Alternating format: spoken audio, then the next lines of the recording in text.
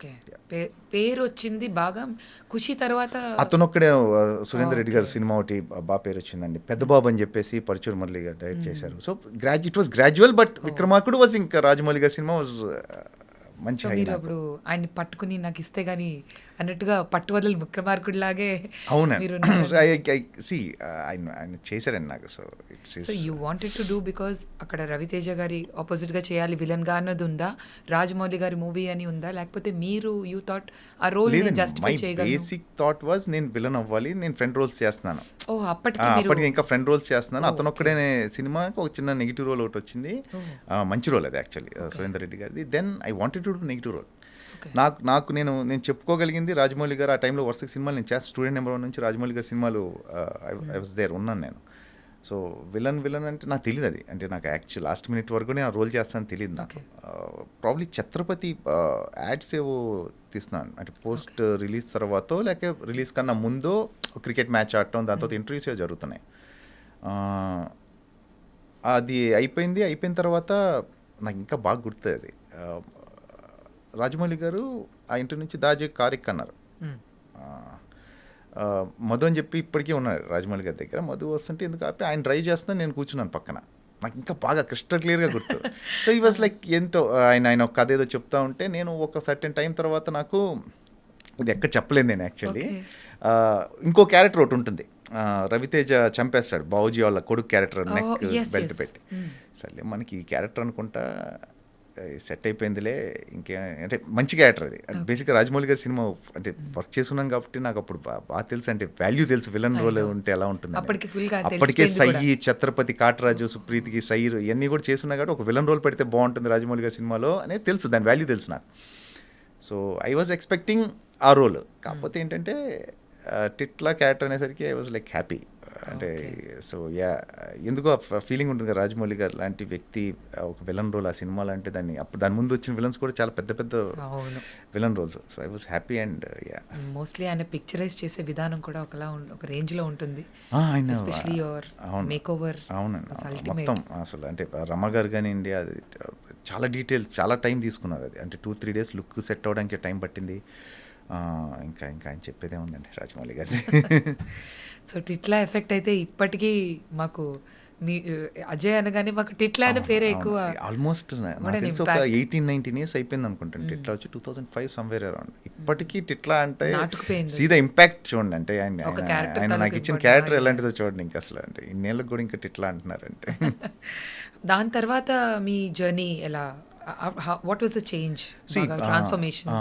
దాని తర్వాత the problem with Titla is నేను అనుకుంది, నాకు బాగా పేరు వచ్చింది, I made lot of money out of Titla character వల్లే నాకు కెరియర్ ఫామ్ అయింది, అంతా ఓకే. కాకపోతే నాకు ఒక టైం తర్వాత అంటే ఇమ్మీడియట్గానే చాలా ఇంకా దీనికన్నా మెనెసింగ్ ఏముంటాను నేను, దీనికన్నా విలనే ఉంటుంది. అన్లెస్ అంటిల్ ఆ టైంలో చాలా మెనెసింగ్ విలన్ క్యారెక్టరైజేషన్ అది, దానికన్నా నేను భయపెడతాను. సో ఐ థాట్ ఎక్కడో షిఫ్ట్ అవ్వాలి మెల్లగా, అంటే అన్ని క్యారెక్టర్స్ చేసే పరిస్థితి రావాలి. ఇప్పుడు యాజ్ ఎ విలన్ మీరు చేస్తున్నప్పుడు మీకు బాడీ ఉన్నంత వరకు, ఏజ్ ఉన్నంత వరకు okay. You have to be around. When it goes off like age పెరిగే కొద్దీ మీ బాడీ అంతా కూడా దాని లోపల మీరు క్యారెక్టర్గా ట్రాన్స్ఫార్మ్ అయిపోవాలి. So that was my plan. Vikramarkudu ఆ టైంలో కొంచెం బాడీ విగ్రహం అంతా సాలిడ్గా ఉంది కాబట్టి అది okay, it goes after it's been 19-20 years now. So దీన్ని ఎట్లా చేయాలనే దాంట్లో మెల్లగా పాజిటివ్ రోల్స్ చేయడం. ఇష్క్ వచ్చిన తర్వాత విక్రమ్, థ్యాంక్స్ టు విక్రమ్, ఇష్క్ రావడంతో అగైన్ ఒక బ్రదర్ రోల్ అలా వెళ్ళిపోయింది ఇంకా అసలు కెరియర్. అసలు హ్యూజ్ ట్రాన్స్ఫర్మేషన్. అసలు అలా యాక్సెప్ట్ చేసిన ఒక పర్సన్ని ఇష్క్లో brother role, that is also అందులో చిన్న విటీ క్యారెక్టర్ ఉన్నప్పటికీ very convincing. You are as good as your director అండి. అంటే మీ డైరెక్టర్ రైటింగ్ బట్టే మీరు, any actor can't go beyond that. అంటే దాని పైకి వెళ్ళి అంటే ఏదో ఒకటి డైలాగుల వరకు ఏదో కన్విన్స్ చేసి కొంచెం ఏమైనా పుల్ చేయొచ్చు అని యాక్టర్, బట్ బేసిక్గా రైటింగ్లో లేదంటే ఏ యాక్టర్ ఏం చేయలేడు, ఎవరేం చేయలేరు. అమితాబ్ బచ్చన్ గారు కూడా ఏం చేయలేరు. సో ఏంటంటే you are as good as your writing.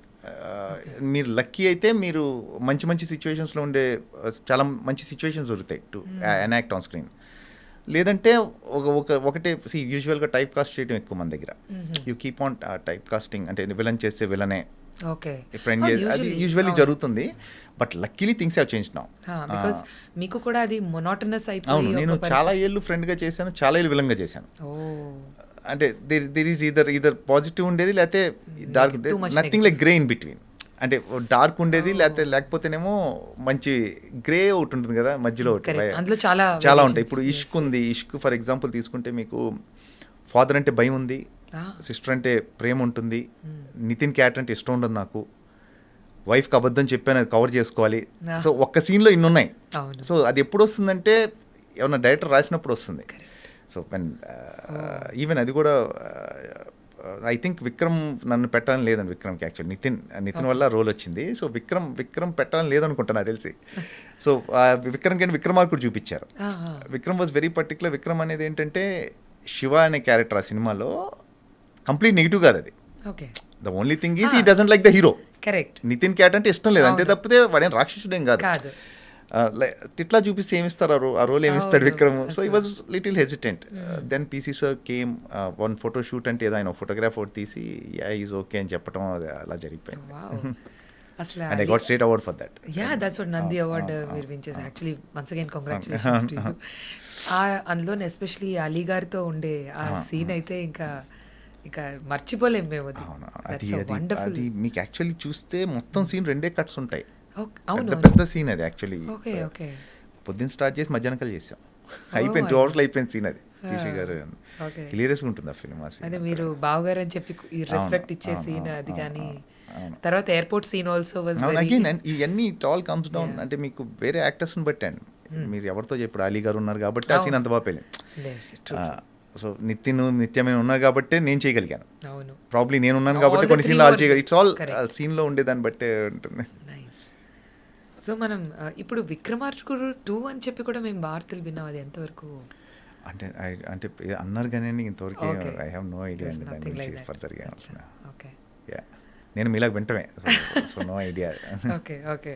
So మీరు దిక్కులు చూడకు రామయ్య అందులోని ఫాదర్ క్యారెక్టర్ ఏకంగా చేశారు. So do you think as an actor పెద్ద రోల్ తీసుకోవడం ఎట్ అ స్మాలర్ ఏజ్ అదేమైనా నెగటివ్ అవుతుందా మన కెరియర్కి, లేకపోతే ఛాలెంజింగ్ అనిపించిందా? బేసిక్గా నేను అంత ఆలోచించి ప్లాన్ చేసి క్యారెక్టర్స్ చేయనండి నేను. నాకు ఆ ఇన్స్టింక్ట్, నాకు ఇప్పుడు కోటి గారు వచ్చారు, రాజమౌళి గారి ఫస్ట్ ఏడీ ఆయన, కోటి గారు వచ్చారు కథ చెప్పినప్పుడు నాకు కొత్తగా అనిపించింది అంతే. ఆ పర్టికులర్ టైంలో ఆ ఇన్స్టింక్ట్ ఏంటంటే ఇది బాగుంది కదా, ప్లస్ ఆల్మోస్ట్ టైటిల్ రోల్ అది, మెయిన్ రోల్. శౌర్యది నాది ఇద్దరిది మెయిన్ రోల్ ఆ సినిమాలో. సో నాకు చెప్పినప్పుడు అవును కరెక్టే కదా, వెరైటీగా ఉంటుంది కదా, ట్రై చేయొచ్చు కదా. అంటే యూజువల్గా ఏమవుతుందంటే చాలామంది వెంటనే కంగారు పట్టడం ఏదో జరుగుతుంది, ఫాదర్ రోల్ ఎందుకు ఏంటి. సో ఐ వాజ్ ఆ టైంలో నాకు అంత ఏజ్ కూడా లేదు, దరిదాపుల దగ్గర ఉన్నాను. బట్ నాకు కొంచెం చేయాలనిపించింది ఎందుకో, నాకు ఆ ప్లాట్ బాగా అనిపించి చేయాలనిపించింది. ఇన్సెక్యూర్ ఫీలింగ్ అంటూ ఏమీ లేదు. ఏమండి నేను ఐ థింక్ అంటే యాక్టర్స్ ఇన్సెక్యూరిటీస్ ఉంటాయి బేసికల్గా, రకరకాల ఇన్సెక్యూరిటీస్ ఉంటాయి. బట్ నేను ఎక్కడో కొంచెం ఆ విషయంలో కొంచెం ప్రశాంతంగానే ఉంటానండి. ఫర్ మీ నేను ఆ టైంలో ఫాదర్ చేయడం కానీ, నేను వచ్చిన రోల్ ఏది కూడా కొన్ని మీరు ఇప్పటికీ నమ్మరు, నేను సెట్కి వెళ్ళి తెలుసుకున్న రీసెంట్ టైం వరకు కూడా నేను సెట్కి వెళ్ళి నా రోల్ తెలుసుకున్నాను. ఇంకేం చెప్తాను, నా రోల్ ఏంటని కూడా అడగకుండా చేసినవి చాలా ఉన్నాయి. సెట్కి వెళ్ళే అంటే ఒక నమ్మకం అంతే, పిలిచారంటే ఏదో మంచిదే ఉంటుంది కదా. ఈ మధ్య అడిగి చేస్తున్నాను, బట్ ఏంటి అనేది అడుగుతున్నాం కానీ ఐఎమ్ నాట్ ఇన్సెక్యూర్ అని అంటే ఏం లేదు. I'm happy in that way.